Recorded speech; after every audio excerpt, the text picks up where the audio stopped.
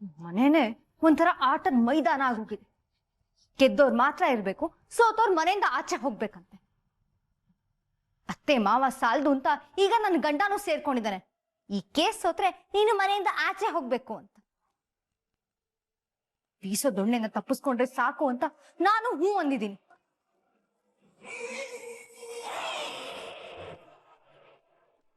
ಅಕಸ್ಮಾತ್ ಅದೇ ನಿಜ ಆಗ್ಬಿಟ್ರೆ ಕರ್ಮನಂತು. ಎಲ್ಲೋ ಇದ್ದ ಭಾರ್ಗವಿ ನಮ್ಮನೆಯವ್ರ ಮೇಲೇನೆ ವೈರತ್ವ ಕಟ್ಕೊಂಡು ನನ್ನ ಪ್ರಾಣ ಹಿಂಡ್ತಾ ಇದ್ದಾಳೆ.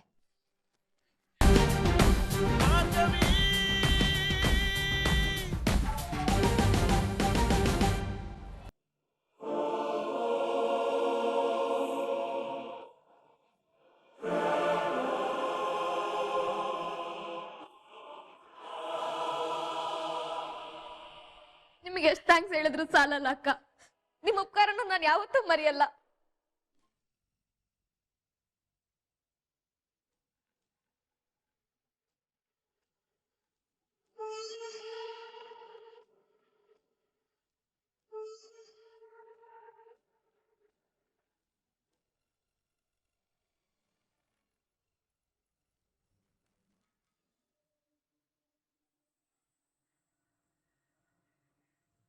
ಇಷ್ಟೆಲ್ಲ ಆಗಿದ್ದು ನಿನ್ನಿಂದ ಕಣೆ.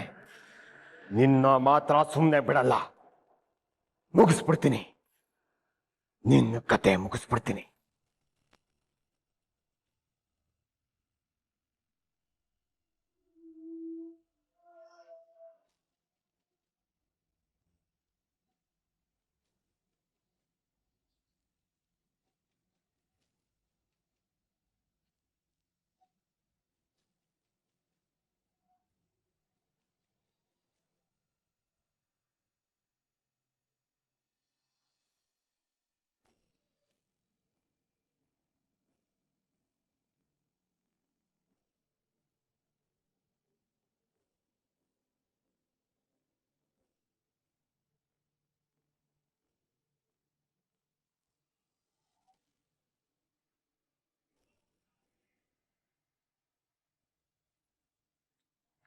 ಮೇಡಮ್, ಯಾಕೆ ಸಪ್ಪಗಿದ್ದೀರಾ?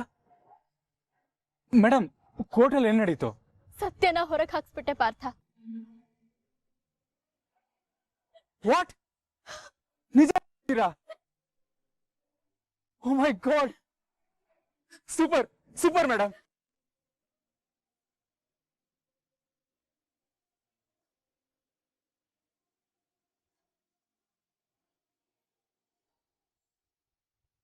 ಹೌದು ಪಾರ್ಥ, ಆ JP ಸರ್ ಕೋರ್ಟಲ್ಲಿ ಸಂಧ್ಯಾನೆ ಬಲವಂತವಾಗಿ ಅವನ್ನ ಮದ್ವೆ ಆಗಕ್ ಹೋಗಿದ್ಲು ಅಂತ ವಿಷಯನ ತಿರ್ಸ್ಬಿಟ್ರು. ಅವ್ರು ಹೀಗೆ ಏನಾದ್ರೂ ಒಂದ್ ಗಿಮಿಕ್ ಮಾಡ್ತಾರೆ ಅಂತ ನನಗ್ ಮೊದ್ಲೇ ಗೊತ್ತಿತ್ತಲ್ವಾ.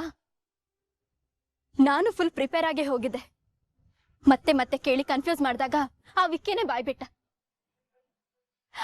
JP ಸರ್ ದಂಗ್ ಬಡ್ದು 2 ದಿನ ಟೈಮ್ ಕೇಳಿದಾರೆ. ಅಲ್ಲ, ನಿಜ ಹೇಳಿದ್ಮೇಲೆ ಟೈಮ್ ಯಾಕೆ? ಅಲ್ವಾ? ಏನೋ ಹೋಗ್ಲಿ ಬಿಡಿ, ಹೇಗೋ ಸತ್ಯ ಆಚೆ ಬಂತಲ್ಲ. ಇನ್ 2 ದಿನದಲ್ಲಿ ಜಡ್ಜ್ಮೆಂಟ್ ಕೊಡ್ತಾರೆ.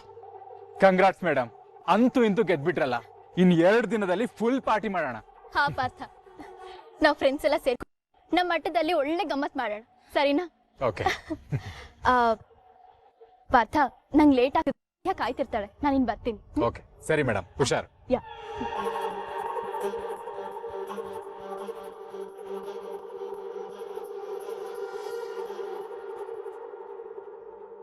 ಭಾರ್ಗವಿ ಹತ್ರ ಏನ್ ಮಾತು ಅರ್ಜುನ್ ಸರ್? ಏನಿಲ್ಲ ಶ್ಯಾಮ್, ಕೋರ್ಟಲ್ಲಿ ಏನಾಯ್ತಂತ ಕೇಳ್ದೆ, ಏನು ಹೇಳ್ದೆ ಹೊರಟೋದು. ಅವಳು ಯಾರು ಅಂತ ಗೊತ್ತಾ ನಿಮ್ಗೆ? ಅವಳೇ JP ಸರ್ ವಿರುದ್ಧ ನಿಂತಿರೋ ಲಾಯರ್ ಭಾರ್ಗವಿ. ಹೌದಾ? ಮೊದ್ಲೇ ಹೇಳೋದಲ್ಲ ಶ್ಯಾಮ್. ಗೊತ್ತಾಗಿದ್ರೆ ಅವಳಿಗೊಂದ್ ಗತಿ ಕಾಣಿಸ್ತಿದ್ದೆ. ನನ್ ಡ್ಯಾಡ್ ವಿರುದ್ಧ ನಿಲ್ತೀಯಾ ಇಲ್ಲ ಆ ಲೋಫರ್ ವಿಕ್ಕಿ ವಿರುದ್ಧ ನಿಲ್ತೀಯಾ ಅಂತ ಚೆನ್ನಾಗಿ ಬೈದು ಬೆಂಡೆತ್ತಿದ್ದೆ.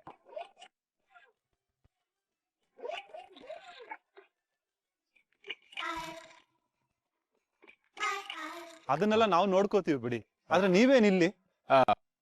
ವಂದನಾ ಕೋರ್ಟ್ ನೋಡೋಣ ಅಂತ ಹೇಳಿದ್ಲು, ಅದಕ್ಕೆ ಕರ್ಕೊಂಡ್ ಬಂದೆ ಅಷ್ಟೇ. ಮತ್ತೆ ಅವರೆಲ್ಲಿ? ಬಂದ್ಲು, ನೋಡಿದ್ಲು, ಹೊರಟ್ಲು. ಸರಿ ಸರಿ, ನೀವೇನಾದ್ರೂ ಕೋರ್ಟ್ ಕಡೆ ಬಂದ್ರೆ ಅಪ್ಪಿ ತಪ್ಪಿನೂ ಅವ್ರ ಭಾರ್ಗವಿ ಹತ್ರ ಮಾತಾಡ್ಸೋದಕ್ಕೆ ಹೋಗ್ಬೇಡಿ. JP ಸರ್ ಗೊತ್ತಾದ್ರೆ ಅಷ್ಟೇ ಆಮೇಲೆ. ಹೌದೌದು, ನಾನ್ ಮಾತಾಡಲ್ಲಪ್ಪ. ಡ್ಯಾಡ್ ಗೊತ್ತಾದ್ರೆ ಅಷ್ಟೇ ಕತೆ. ಮತ್ತೆ ಶ್ಯಾಮ್, ನೀವು ಹೇಳ್ಬೇಡಿ. ಸರಿ ಸರ್.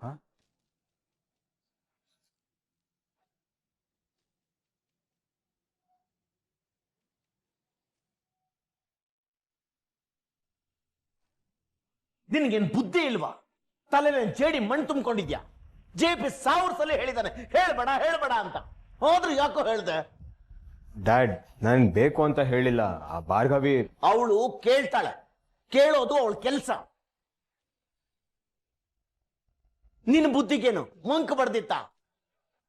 ನೀನು ಮಾಡಿರೋ ಹಲ್ಕ ಕೆಲಸನ ಮುಚ್ಚಾಕಿ ನಿನ್ನನ್ನು ಕಾಪಾಡೋದಕ್ಕೆ ನಾನು JP ಹರಸಾಹಸ ಮಾಡ್ತಾ ಇದ್ದೀವಿ. ನಾನೇ ಮಾಡಿದ್ದು ಅಂತ ಎಲ್ರ ಮುಂದೆನೂ ಹೇಳ್ತಾ ಇದ್ಯಾ? ನಾಚಿಕೆ ಆಗಲ್ವಾ ನಿನಗೆ?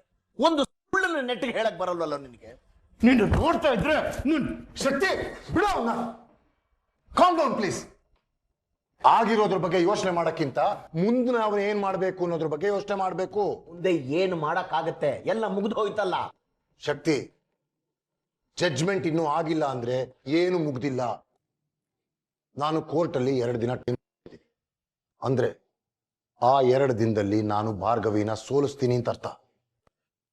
ನಿನ್ನ ಕೈ ಮುಗಿದು ಕೇಳ್ಕೊತೀನಿ, ದಯವಿಟ್ಟು ನನ್ನ ಮಗನ ಉಳಿಸ್ಕೊಡು.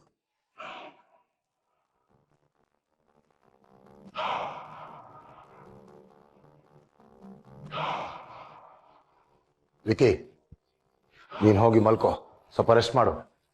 ಮುಂದೆ ಏನ್ ಮಾಡ್ಬೇಕು ಅಂತ ನಾನು ಹೇಳ್ತೀನಿ ನಿಂಗೆ.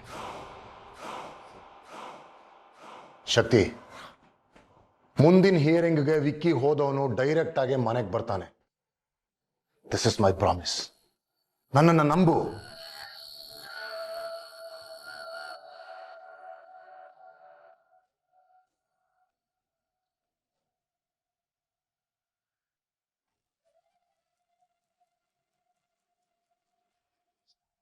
ಮನೇನೆ ಒಂಥರ ಆಟದ ಮೈದಾನ ಆಗೋಗಿದೆ. ಗೆದ್ದೋರ್ ಮಾತ್ರ ಇರ್ಬೇಕು, ಸೋತೋರ್ ಮನೆಯಿಂದ ಆಚೆ ಹೋಗ್ಬೇಕಂತೆ. ಅತ್ತೆ ಮಾವ ಸಾಲ್ದು ಅಂತ ಈಗ ನನ್ನ ಗಂಡನೂ ಸೇರ್ಕೊಂಡಿದ್ದಾನೆ.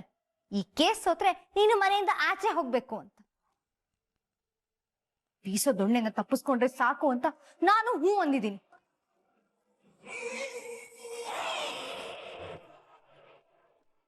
ಅಕಸ್ಮಾತ್ ಅದೇ ನಿಜ ಆಗ್ಬಿಟ್ರೆ ಕರ್ಮನಂತು.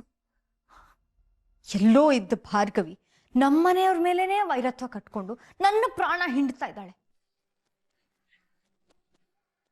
ಇದಕ್ಕೆಲ್ಲ ಮೂಲ ಕಾರಣನೇ ಆ ಸಂಧ್ಯಾ. ಈ ಮನೆ ಉಪ್ಪು ತಿಂದು ಅದನ್ನೆಲ್ಲ ಮರ್ತು ಈಗ ಈ ಮನೆ ಮೇಲೇನೆ ತಿರುಗಿ ಬಿದ್ದಿದ್ದಾಳೆ.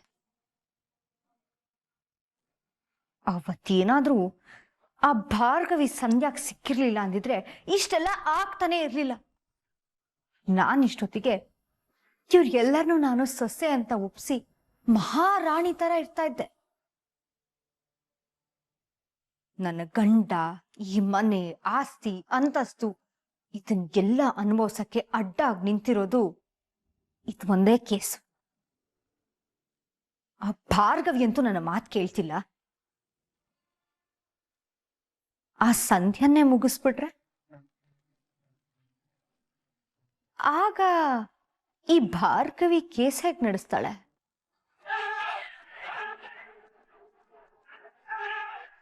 ನಡೀತಿರೋ ಈ ಎಲ್ಲ ತೊಂದರೆಗೂ ಅವಳು ಒಬ್ಳು ಸತ್ರೆ ಸಾಕು. ಬೆಕ್ಕಿಗೆ ಗಂಟೆ ಕಟ್ಟೋರು ಯಾರು ಅಂದ್ಹಾಗೆ ಆ ಸಂಧ್ಯಾನ ಸಾಯಿಸೋರು ಯಾರು? ಅವಳು ವಿರುದ್ಧ ಯಾರನ್ನ ಎತ್ಕಟ್ಟಿದ್ರೆ ನನ್ನ ಕೆಲಸ ಈಸಿ ಆಗತ್ತೆ.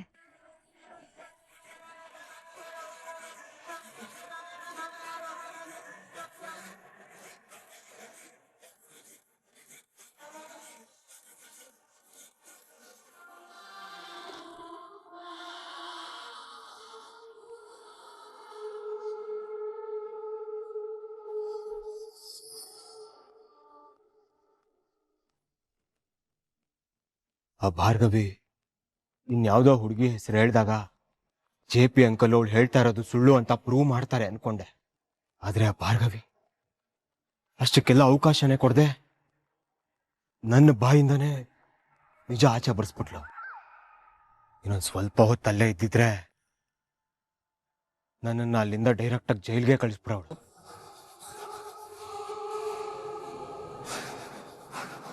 ಆ ಭಾರ್ಗವಿಗೆ ವಾರ್ನ್ ಮಾಡಿದ್ರು, ಅವ್ರ ಅಪ್ಪಂಗೆ ಹೊಡೆದು ಹುಚ್ಚಿಡಿಯೋಗಿ ಮಾಡಿದ್ರು, ಆಕ್ಸಿಡೆಂಟ್ ಮಾಡಿಸಿದ್ರು, ಮನೇಲಿ ಊಟಕ್ಕೆ ಗತಿ ಇಲ್ದೇ ಇರೋಂಗ್ ಮಾಡಿದ್ರು. ಅವಳು ಯಾವುದಕ್ಕೂ ಬಗ್ಲಿಲ್ಲ. ಕೇಳಿದ್ರೆ ಈ ಕಷ್ಟಗಳೆಲ್ಲ ನನ್ಗೆ ಯಾವುದು ಹೊಸದಲ್ಲ ಅಂತಾಳೆ.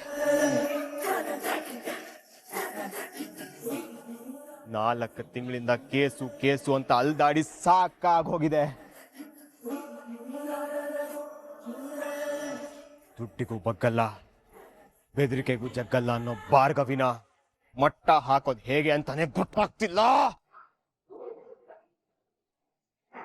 ಕೇಸ್ ಮುಗ್ಸೋದಾದ್ರು ಹೇಗೆ ಹೇಗೆ?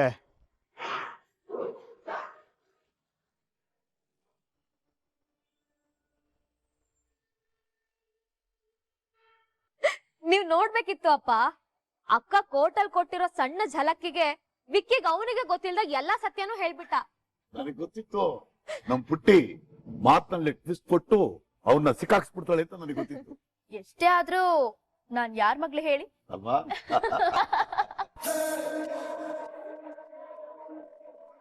ಇವತ್ತು ಅರ್ಜುನಣ್ಣ ನಿಮ್ ಜೊತೆ ಇದ್ರಲ್ವಾ, ಅವ್ರೇ ನಿಮ್ ಅದೃಷ್ಟ ಆಗಿ ಬಂದ್ರು ಅನ್ಸುತ್ತೆ. ಅದೇನೋ ಹೇಳ್ತಾರಲ್ಲ ಲಕ್ಕಿ ಚಾರ್ಮ್ ಅಂತ, ನಿಮ್ ವಿಷಯದಲ್ಲಿ ಅದವ್ರೆ. ಏನದು ಅಪ್ಪನ್ಗೆ ಗೊತ್ತಾಗ್ದಿರಿ ಅಂತ ಗುಟ್ಟು?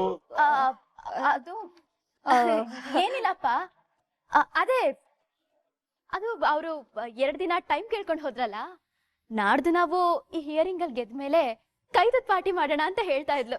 ಹೌದಪ್ಪ, ಅಷ್ಟೇ, ಅದನ್ನೇ ಹೇಳ್ದೆ, ಕೈತದ್ ಪಾರ್ಟಿ ಮಾಡೋಣ ಅಂತ. ಕೈ ತುತ್ತು ಪಾರ್ಟಿ ಮಾಡ್ಬೇಕು. ಪುಟಿ, ಈ ಕೇಸ್ನ ನಾವು ಗೆಲ್ಬೇಕು. ಆ ಗೆಲುವಿದೆಯಲ್ಲ, ಅದು ಈ ನಾಡಿನ ಗೆಲುವು. ಆಗ ಅನ್ಯಾಯಕ್ಕೆ ಒಳಗಾದವು, ಭಯದಿಂದ ಬದುಕರು, ನ್ಯಾಯ ಕೇಳ್ಬೇಕು ಅನ್ನೋರು ಎಲ್ಲರೂ ಈಚೆ ಬರ್ತಾರೆ, ನ್ಯಾಯ ಕೇಳ್ತಾರೆ, ಧೈರ್ಯದಿಂದ ಮುಂದೆ ಬರ್ತಾರೆ. ಸಂಧ್ಯಾಳಂತವ್ರು ಸ್ಫೂರ್ತಿ ಪಡಿಬೇಕು ಅಂದ್ರೆ ನೀನ್ ಗೆಲ್ಬೇಕು ಪುಟ್ಟಿ, ನೀನ್ ಗೆಲ್ಬೇಕು.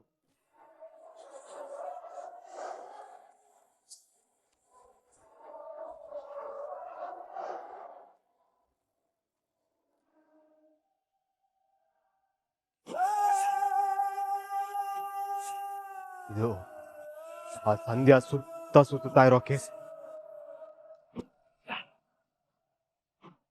ಅವಳನ್ನ ಮುಗಿಸ್ಬಿಟ್ರೆ ಆ ಭಾರ್ಗವಿ ಅದ್ ಹೆಂಗ ಕೇಸ್ ಮುಂದುವರಿಸ್ತಾಳೆ? ಯಾರನ್ನ ಕಟ್ಟೆ ನಿಲ್ಲಿಸ್ತಾಳೆ? ಆ ಸಂಧ್ಯಾ ಹೆಣ ತಂದು ನಿಲ್ಲಿಸ್ತಾಳ. ಕರೆಕ್ಟ್.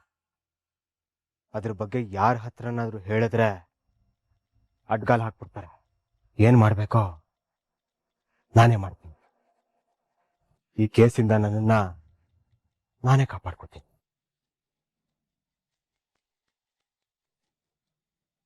ಸಂಧ್ಯಾ, ನಿನ್ನ ಕಥೆ ಮುಗೀತು ಕಣೆ.